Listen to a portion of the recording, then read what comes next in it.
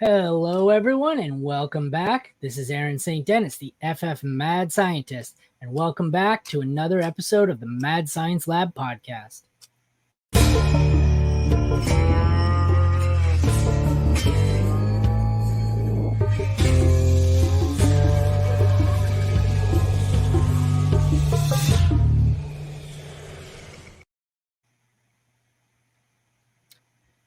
We are here for another episode of Sleepers, Breakouts, and Busts, and here to join me for that fun is player profiler's own Aditya Fuldeore. Sorry, I embellish your name a bit. It's one of those ones that's fun to say. It's like an Italian sounding name, and it just rolls right off your tongue. So I always just go with it.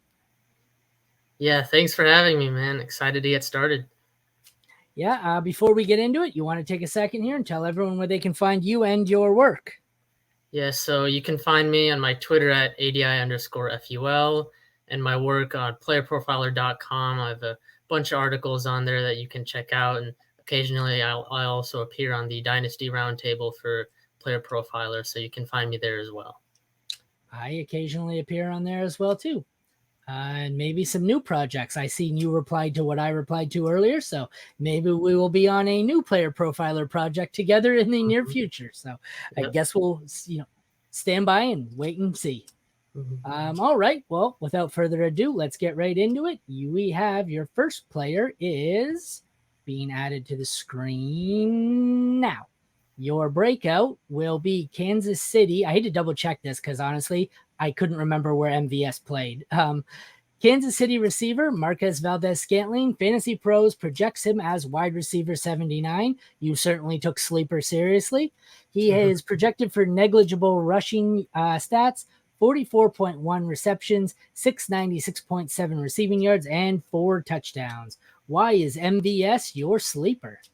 He's my sleeper because he's pretty much, first of all, he's pretty much free in drafts. He might not even get drafted in your league. So he's one of the cheapest wide receivers out there. And for Kansas City's offense, you have Travis Kelce as their number one option in that offense. But behind that, there's a mixture of Sky Moore, maybe Justin Ross, and then you have the rookie Rashee Rice.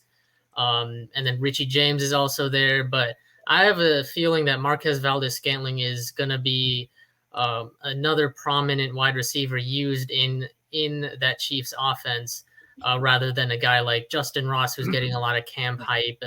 I have a feeling that he's just going to be making the roster, maybe be a game day inactive rather than anything.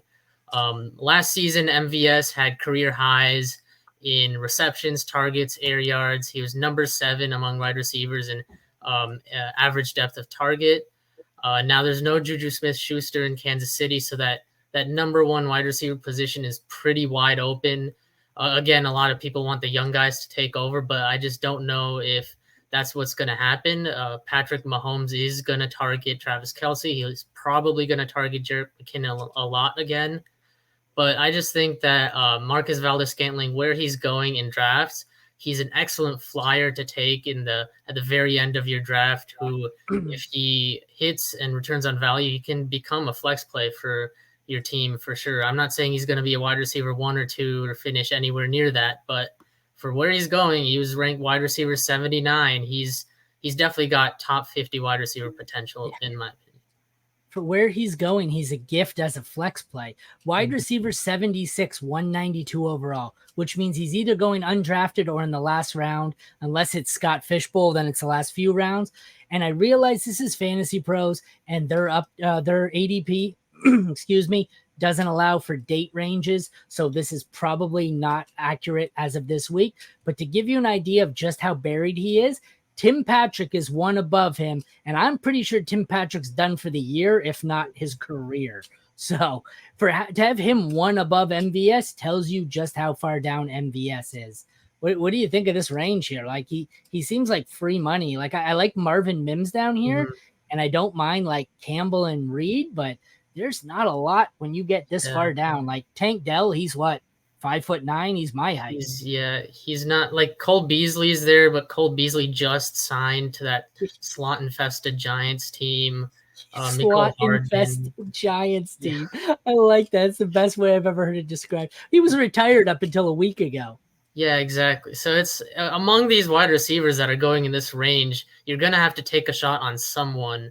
Might as well be the guy who has a path to being a top 2 option or top 3 option in the best offense in the league.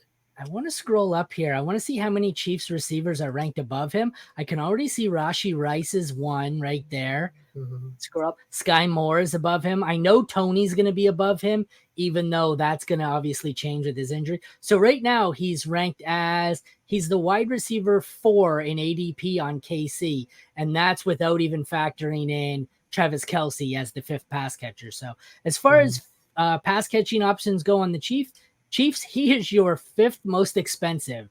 That is free money right there. And you're like you said, you don't need him to come in and be your wide receiver 1 or 2 at that price. If he comes in and he's a viable 12 points on a bye week for you to bring him in, that's free. I can't see why anyone would not like him in that range. Yeah, especially in leagues like best ball too. Like you can for sure get him late in best ball leagues, and he can have that spike week or 2 that will just propel your team. Alrighty, let's transition to your next guy here. Your breakout is... I hit the wrong button. Your breakout will be with us momentarily. Bear with me. Your breakout is Indianapolis Colts could be starting running back Evan Hall. Did you choose this one before or after the Taylor news? Yeah, so before the Taylor news, I had him as my sleeper, but then after the Taylor news, I figured I'd adjust, and I made him my breakout because he's not a sleeper anymore. People are catching on to Evan Hall. In that I jumped backfield, on him right away. Yeah.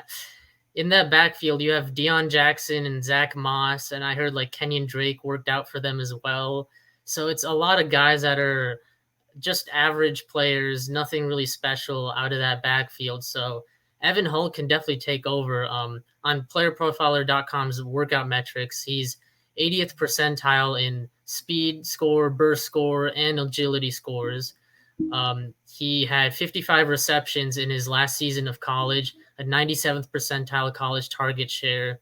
So even if Taylor is playing, Evan Hull is that pass catching back that Naheem Hines was before he got dealt to the Buffalo Bills. And now that Taylor's probably not gonna, maybe too soon to say, but I don't expect Taylor to really play for the Colts. So Evan Hull is going to get a lot of usage, and it seems like the market's slowly catching up to that Jonathan Taylor news and the Zach Moss news. Zach Moss broke his arm. Yeah, Yes, so he's going to be out till at least the first week of the season, and it'll take him time to work back too. So I wouldn't be surprised if Evan Hull starts out the season operating as one of the top 2 backs for the Colts, and then slowly takes over from there. Yeah, I've seen a lot of people jump on Deion Jackson this week. I don't mind him. Deion was all right last year. In Dynasty, I took Evan Hall everywhere. In redraft, I think I'd still prefer Evan Hall. I don't really know. Deion Jackson seemed like one of those players where he was just better as a backup. I'm trying to scan through the ADP here for either of them. They are both buried. Zach Moss, 77. Deion Jackson, running back 80. Evan Hull, running back 85 at 297. So he basically doesn't have an ADP. He is free. He is on your waiver wires unless you're in an analyst dynasty league where, people are really sharp and they've got guys like this stash, but he is free. He's definitely someone where if I have any shares that I've already drafted of Jonathan Taylor, I'm probably rushing to the waiver wire to get Evan Hull because I may be without a running back now. It certainly looks like all indications are that at very worst or at very best, he's going to be traded. I know it's going to be tough to trade him, but this running back market has just gone crazy and these guys are losing their minds and it's really scary. I'm kind of passing on receivers or running backs everywhere. They're all faking injuries and holding out and requesting trades. It's whatever meeting they had together over Skype or Zoom, their plan is devious and they've lost their bloody minds.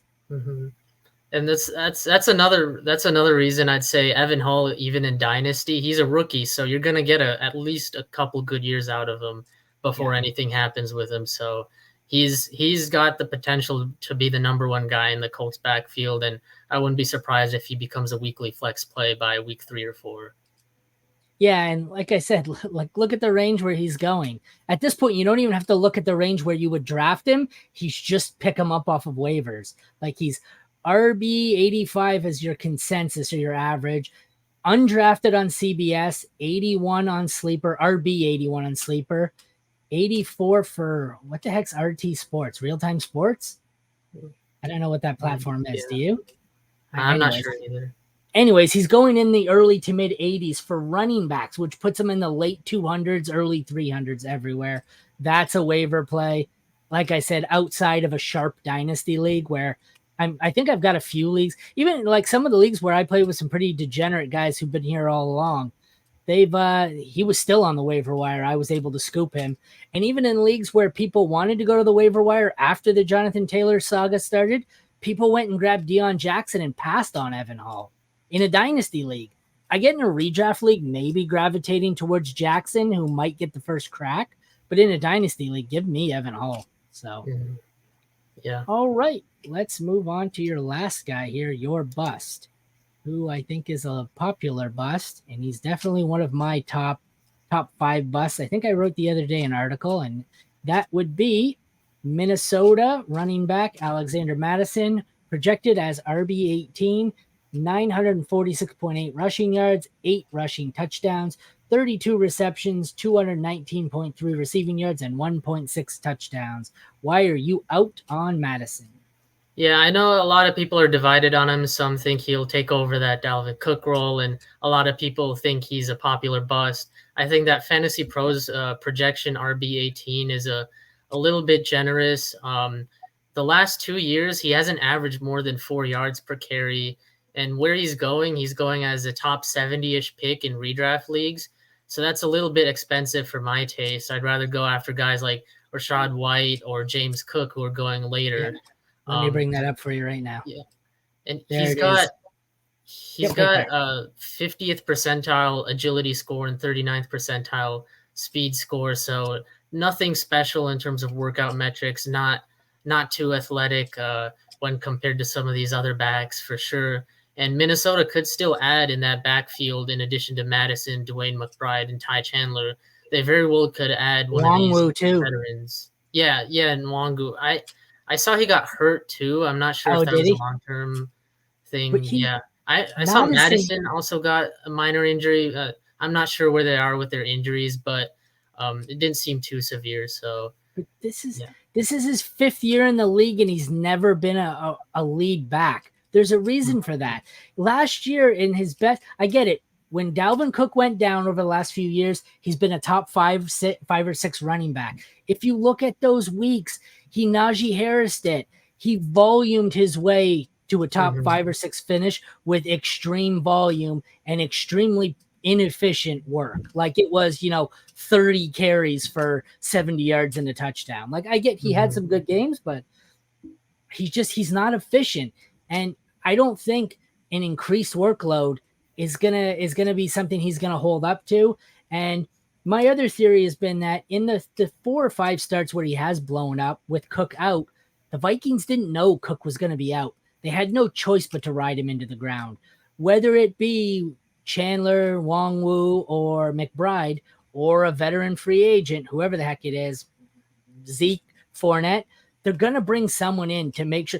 Madison is not the guy who's going to get an 80%. Like he's not going to get what ETN got last year. He's not going to get 80% of the running back touches. He's not Bijan. There's no way he's going to get that. This is a guy who profiles for somewhere in the 50 to 60 range at most. And even if it's a crappy running back you don't think has any talent, they're going to mix someone in. And it looks to be a pass-first offense now. They just drafted Addison. They have the best receiver in the league, or second best, depending on how you feel about Chase. And they just got Hawkinson last year. This looks to be a pass-first team, and there's no way they're going to give a 5th-year running back who's never been a lead back. They're not going to give him a 75% touch share. I just don't see it happening. Yeah, I agree with that. I for one would love to see like Kareem Hunt come into this backfield and split some touches there, but definitely looking at some of these running backs in his range, like James Conner is also going to get a big workload in Arizona. David Montgomery in Detroit, I think, is another guy that a lot of people, because of Jahmyr Gibbs, might be going lower, but I think he's a guy that will be more efficient than Madison for sure. Miles Sanders, White, even Dobbins and Akers, all of these guys, I have more faith in hitting their upside more than Madison. I just don't think Madison's upside is as a top 20 back this season. Fantasy Pros had him projected for 32 and a half catches. If you're right and they end up with Kareem Hunt, he may not catch 20 passes. He will be just completely dead. I just don't see it. He's going, what did I say? A top 20 back, 32 receptions, and under 1,000 yards. There's no way he can return on this ADP. So you're using 55 overall. What's that? A fifth round pick? You're using a mid fifth round pick here on Alexander Madison? No, thank you. I would like, you're right though. I'd rather take Mixon or Jones. If you want to go below them, there's a half dozen guys. Give me Dobbins, Sanders, Connor, White, Akers, Montgomery, Cook, Javonte. Javonte, the injury worries me, but there's the guys below him. Like, I'm not a Pacheco guy and I don't really want Cook or Swift, but I'd take 7 of the 10 guys below him. I don't want any part of this. I don't know what the hype is. I get he had 4 or 5 really impressive games stat-wise. Stat-wise, his games, if you only looked at the end fantasy line, you would see, hey, he put up 23 points this week. It was ugly. It was an ugly 23 points that came off of a couple of touchdowns and an insane amount of volume with Dalvin Cook out. And I just can't see how that happens in this scenario. Yeah, he's not going to see that same volume he saw in those few spot starts every single game this season. I just don't see it. Well, even if he managed to for a few games, I don't think he can hold up to it. I'm not sure how long this will take me to bring up. I'm going to try and bring him up on my sleeper here. Do you remember use sleeper a lot? I don't know. Do they list how many carries he gets? Any idea if they list that on the game stats? Can't remember. I know they list the total fantasy points. Yes, they do. One sec. Let me transition over here and see. I'm going to bring up my sleeper with Alexander Madison on it, and we'll run through and see what he has on his carries. So this was last year. What did he have? 8, 9. Okay, so let's look for a good game where he had 11 here. He only had 5 carries, but he broke one off for a touchdown. That's why. 11 points here. 7 attempts, 1 touchdown. So he had 2 good games last year and kind of a good game at 8.8. Oh, here we go right here. 2 touchdowns. So the common theme here, if you've noticed in all these games, great game, 2 touchdowns, 10 carries. Mediocre game, 1 touchdown. Mediocre-ish game, 1 touchdown. Mediocre game, 1 touchdown. If he doesn't get in the end zone, he's unusable. 4, 3. And I get it. He wasn't used heavily in these games. I'm trying to find some of the games where he was used heavily. Look at this one here. So in this one, he had 2 big blow-up games in 2021 for 24 points and 26. 26 carries, 25 carries. He cannot hold up to that. But even look, no touchdowns in those games. Just over 112 and 113 yards. That's what? 4.2 per carry-ish? 4.1 per carry? So if I'm getting 4.1 per carry for him on the season with he had 3 touchdowns here this season? 1 touchdown every 3 or 4 games, 4 yards per carry, and he's going to go 25 carries a game. He is not holding up to it. And he's offering, I see over here, he's got 1 game with 6 catches, 1 with 7. He's offering almost nothing on the receiving side. I can't see how these numbers add up anywhere to where he's being drafted and how he beats this ADP. I don't understand it at all. Yeah, sure. All right, Aditya, do you want to take another second here to tell everyone where they can find you and your work? Yeah, again, Twitter at ADI_FUL and my fantasy football work at playerprofiler.com/articles to sort through all the different articles there are. And you can also see me at the Fantasy Football Expo that's coming up in a week or 2. Oh, We'll nice. meet. I'm going to be Yeah. there too. Are you at the, I know there is Bradley Stalder and I talked to Matt. They sent someone else, Bradley and someone. Are you one of the two? Or are you just No, going in general? I'm just going in general. Yeah. Meet some I'm people, going to have go some in. fun. Yeah, I'm gonna go and I got a bunch of things going, but I'm gonna try and meet up with some of the other guys. I ordered a shirt just for it, so I got my player profiler shirt. Mhm. So I'll have to meet up with you at some point there. Yeah. I'm there. I think I'm going Thursday night until Sunday night, but I'm there at very least all weekend. So I'll have to Mhm. get in touch with you, and we'll have to meet up at some point. Yeah, for sure. Looking forward to it. All right. Is it your first time? Yeah, my first time. Me too. Me too. So I'm Mhm. kind of excited, kind of nervous. A lot of these, there's a couple of big names where I don't think I've ever met them in person, and I might just be a deer in the headlights. My Mhm. main goal for the weekend, the flag football tournament, don't be the guy who goes viral getting his ass kicked by Des Bryant. That's my Yeah. only goal. Yeah. Don't get destroyed by Des Bryant. Don't be the 40-year-old man who pulls a hamstring trying to cover Des Bryant. That's my Oh, goal. yeah, he's gonna destroy that fantasy football or Yeah. the flag football. Yeah, for Yeah. sure. I feel like that's a bit unfair, but all right. Well, this has been Sleepers, Breakouts, and Bust with Aditya Fuldeore. Once again, I am Aaron St. Dennis, the FF Mad Scientist, and this has been the Mad Science Lab podcast. Thank you, Aditya, for joining me. Thank you, everyone, for tuning in. Take care and have a great night, everyone.